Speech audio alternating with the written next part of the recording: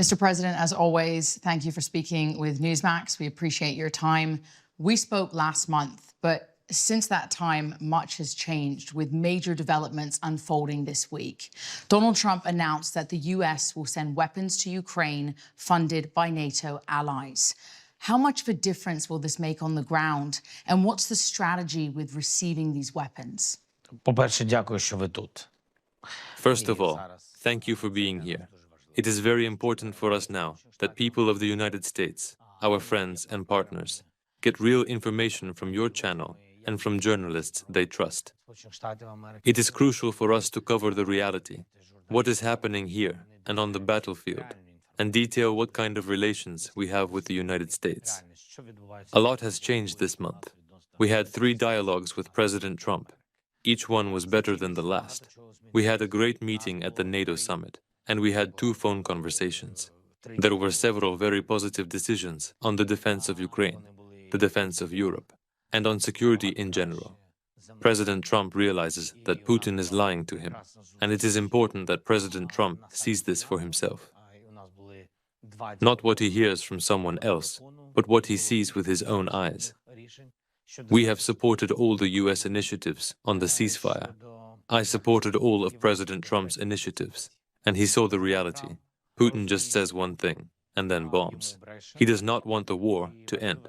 There is a decision to continue helping Ukraine. There is an understanding that it is important for the United States of America that Ukraine does not lose this war. And Putin is losing a large number of his military, sending them to their deaths. All these understandings are important. This month, we have achieved a breakthrough in terms of defense systems. For Ukraine, the priority is the Patriot system. I am grateful for the positive signal from the White House, personally from the President, to support this. And regarding the sanctions package, you can see for yourself that everyone is moving forward. So adding to what you said there, do you believe the 100% in regards to these tariffs on Russia is not enough? And if so, what more then is needed to end this war? Я думаю, що I think that analysts and financiers in the United States and Ukraine, as well as intelligence agencies that exchange information, understand that the sanctions package America is preparing will affect Putin's income, and therefore it will impact the growth of the potential for peace, for Ukraine, the United States, and Europe, because he will no longer be able to earn huge amounts of money from the war, from energy, oil, gas, and other resources. In the end, he spends all this money on the military machine. This will have an impact. What else? Strengthening Ukraine. First of all, it's about an air shield. Yesterday, we spoke with President Trump, and I said to him, I'm asking you very much. Let's discuss a strategic air shield for Ukraine. This is not only about the Patriot system. There are many other things. We produce a lot ourselves. We do a lot to protect our skies and our people.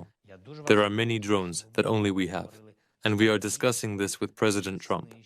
I told him that I really want to buy things from you, things that only you have. And he told me that America wants to buy drones produced by Ukraine. I think it's a win-win. I really want America to help us protect our skies. It is very important. Some of this military equipment has long-range capabilities, but Ukraine has also requested offensive weapons. Does your military intend to use them to strike deeper into Russia? And has the Trump administration encouraged you to do so? І президент Трамп, і President Trump and all of America and Europe know that we want peace and an end to the war. But the Russians understand only force. So, only strong sanctions and only strong weapons. We are ready for action, for a demonstration of force. I remember that we had a powerful deterrence package before President Trump became president. I wanted America to sell us such a package, but it was not done. We talked to President Trump about these things. I would really like us to be strong. A demonstration of strength forces Putin to the negotiating table. It is not a fact that we will have to use this force. But if Russia knows about its existence, it is already a strong argument for ending the war. How does President Trump's approach now differ from the Biden administration's? як я вам сказав, As I said, there is a lot of pressure on Russia. These are strong sanctions. And it is essential not to allow them to be circumvented. What should be done? Full comprehensive sanctions. And on the other hand, a powerful weapon, a deterrent weapon, a weapon that will show the enemy strength. These are the two things Ukraine has always asked for from the United States. We have never received them in full. There were sanctions, but not all of them. And many of them could be circumvented. Russia found ways around them, and some countries helped. For example, there were sanctions on energy, but China, India, and Brazil continued to receive Russian energy resources. President Trump is giving Putin a chance to end this war. I really want to believe that he has given him this window of opportunity. And I really want to believe that if Putin doesn't draw conclusions, President Trump will truly apply powerful sanctions that cannot be circumvented. First of all, in the energy and banking sectors. And also that Trump will provide us with a strong deterrent package and powerful air defense systems that will be able to protect Ukraine and, ultimately, European countries. This is the difference. Most importantly, I do not want to criticize anyone. I am grateful to America for all the help during this war. America has supported us, and I have always said, we are grateful to the White House, grateful for the bipartisan support.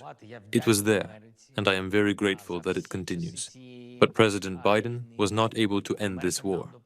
I am confident that President Trump can do it. I think that will be the main difference. This week, U.S. Special Envoy Keith Kellogg is in Ukraine. What have you discussed or agreed upon his arrival, and what message is he carrying on behalf of the Trump administration? Приїхав генерал Келлог. General Kellogg arrived in Ukraine, and there were no massive bombings for 2 nights in a row.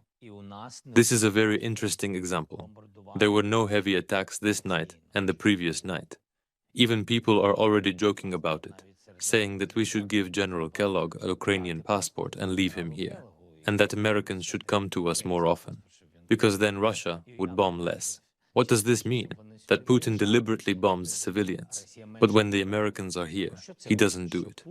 Putin will try to intimidate, blackmail, and create tension, but he does not go for a full escalation. This means one thing: Putin is afraid of America. I've been saying this all along, and I've also told the president. Whatever the case, Putin is afraid of America, and I am sure of it. This is an important point. Putin has mobilized 1,200,000 people. More than 1 million have already been killed or wounded. Today, he still has about 1,200,000 troops on the battlefield. Why is he afraid of the end of the war? Why is he afraid of a ceasefire? One of the reasons is that these people will return home. All these mobilized people will return to Russia. And what will they come back with? What will happen to them? Psychologically, they are unstable. They did not fight to protect their homes. They did not fight for themselves. They will come back different, and we are well aware of this. Russia still does not have a plan for what to do with the 1.2 million mobilized when they return. This is also one of the reasons why the war is dragging on. Це також одна із причин. People think news just happens. It doesn't. It happens because there's someone there to capture the moment, to explain it and share it. That's my job. I go where news breaks and give you the facts. Join me for The Record on Newsmax.